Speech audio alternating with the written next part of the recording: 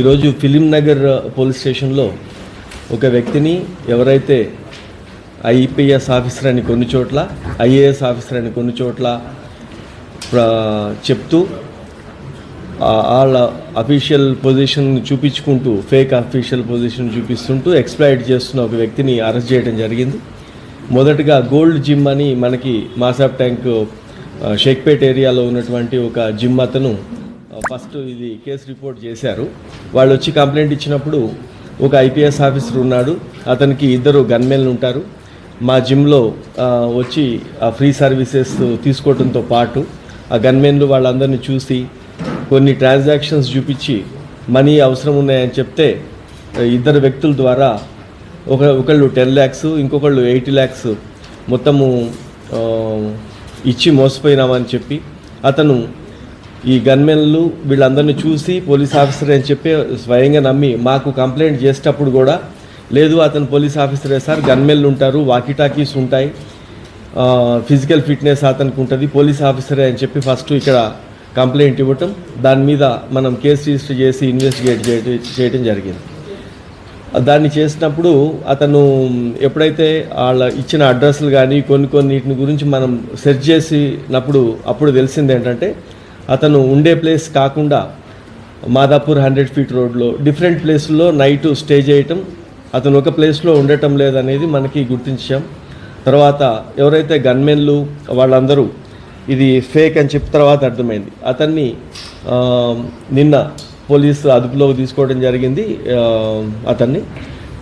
అతను బత్తుల శశికాంత్ అని చెప్పి, ఇతను నందికొట్కూరు కర్నూలు అతను నేటివ్, కానీ చిన్నప్పటి నుంచి ఇక్కడ చంపాపేటలో ఉండి మన దగ్గర ఈ అపర్ణ ఆరా షేక్పేట్ ఏరియాలో ఒక అద్దెకి తీసుకొని ఒక ఫ్లాట్లో ఉంటున్నాడు.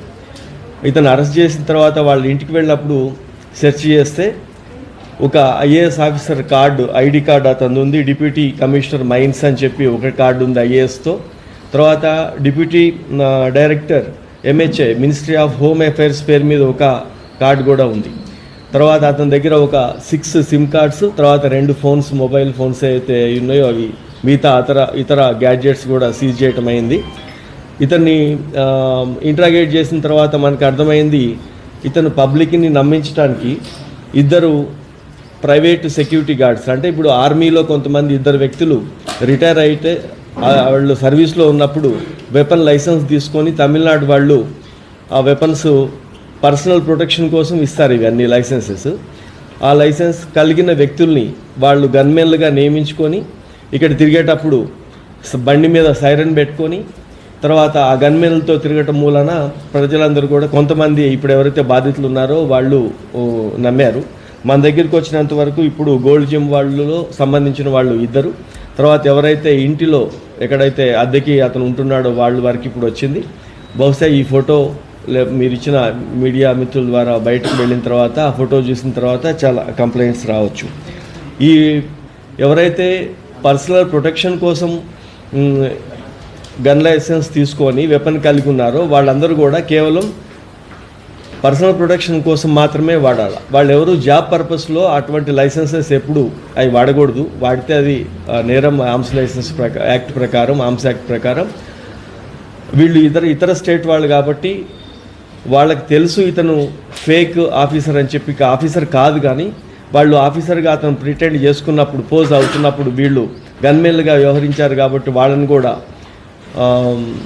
అక్యూజ్డ్ చేయడం జరిగింది. వాళ్ళని కూడా పట్టుకొస్తాము, వాళ్ళ వెపన్స్ కూడా సీజ్ చేసి అక్కడ ఆర్మ్స్ లైసెన్స్ క్యాన్సిలేషన్కి జరుగుతుంది. పబ్లిక్ అందరికీ అప్పీల్ చేసేది ఏంటంటే ఎనీ గవర్నమెంట్ సర్వెంట్ అతని బిహేవియరు ఇవన్నీ కూడా ఎస్పెషల్లీ పోలీస్ ఆఫీసర్గా పోజ్ చేస్తున్నప్పుడు వీళ్ళని నమ్మేసి వాళ్ళు అడిగిన డబ్బులు ఇవ్వటము లేకపోతే ఇంకొక రకమైన ఫెసిలిటీస్ కల్పించాల్సిన అవసరం లేదు. ఎవరు కూడా అట్లా ఈ రోజులలో అన్డ్యూ ఫేవర్స్ ఎవరు అడగరు. అట్లాంటి సస్పీషియస్ సిచ్యువేషన్ ఉంటే ఆ ఇంట్లో ఉంటూ కూడా వాళ్ళకు కూడా చాలా ఇబ్బంది కలిగించి రెంట్ ఇవ్వని అటువంటి పరిస్థితుల్లో ఉంది.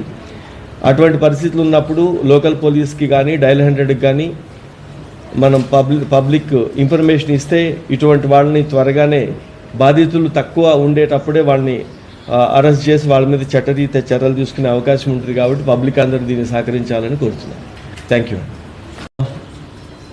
దీంట్లో ఫస్ట్ ఇది మైన్స్ డైరెక్టర్గా ఇచ్చిన డిప్యూటీ డైరెక్టర్ మైన్స్ అనేది ఒకటి చూపించి మనకి టీజీఐఏసి ఇండస్ట్రియల్ ఇన్ఫ్రాస్ట్రక్చర్ కార్పొరేషన్ దగ్గర నుంచి నేను ల్యాండ్ అలాట్ చేయించగలుగుతాను, నేను ఐఏఎస్ ఆఫీసర్ కదా అని చెప్పి వాళ్ళని తీసుకొని ఆ బయటకు వెళ్ళటం, అక్కడ కొంత ఒక ప్లేస్లో పెట్టి మళ్ళీ లోపలికి వెళ్ళి రావటం అది జరిగింది.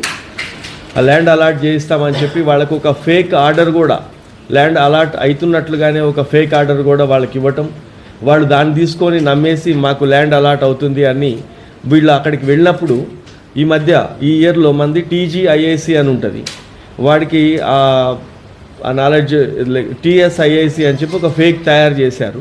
అక్కడికి వెళ్ళిన తర్వాత వాళ్ళు డిపార్ట్మెంట్ వాళ్ళు చెప్పారు ఇది ఫేక్ ఆర్డర్, అలాంటి అలాట్మెంట్ లేదని అలా చెప్పారు కొంతమందికి ఇప్పుడు ఒక పొజిషన్లో ఉన్న వ్యక్తి ఆల్ ఆఫ్ సడన్ అవసరం ఉంది అని చెప్తే ఒక వ్యక్తి ఏమో 8 lakhs ఏదైతే ఇచ్చారో అది వేరే ఫాల్స్ ప్రామిస్తో ఇవ్వలే, బట్ నమ్మి ఇచ్చారన్నట్టు, ఇతను ఐపీఎస్ ఆఫీసర్ కాబట్టి మళ్ళీ ఇచ్చేస్తారని.